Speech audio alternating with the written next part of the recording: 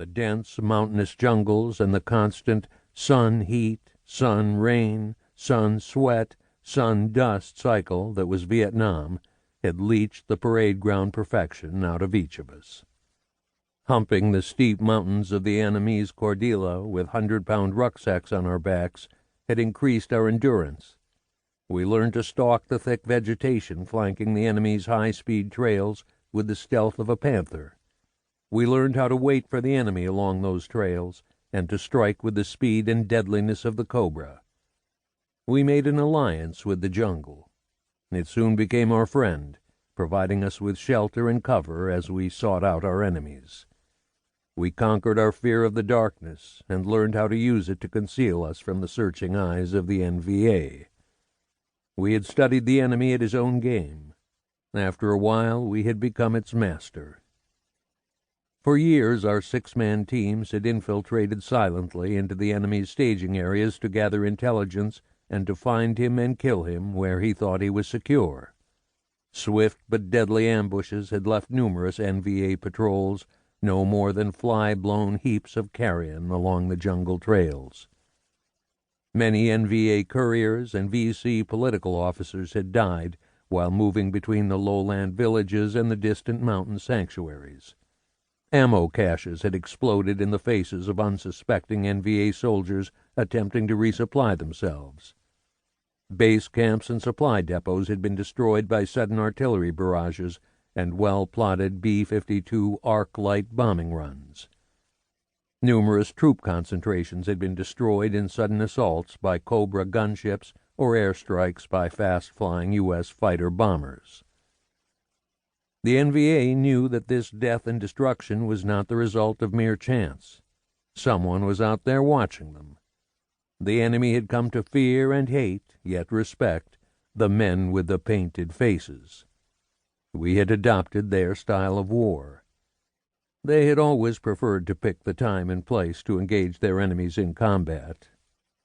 The men of the long-range patrols had taken that option away from them.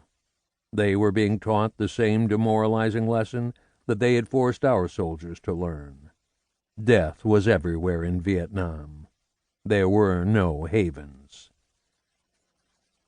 A couple of weeks before I reached the hump, the midpoint in my 12-month tour, the NVA took back their option.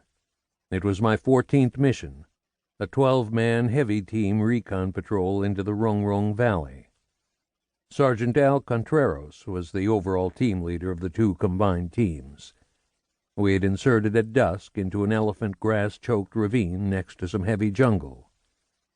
John Sowers had broken his ankles on the insertion. Not wanting to compromise the team, he had played down the extent of his injury. We moved into the jungle at dusk and located a wide, well-used high-speed trail snaking along the base of a ridgeline. We followed it east until we heard a warning shot a couple of 100 meters to our front. We set up an L-shaped ambush at a bend in the trail and lay back to await the dawn.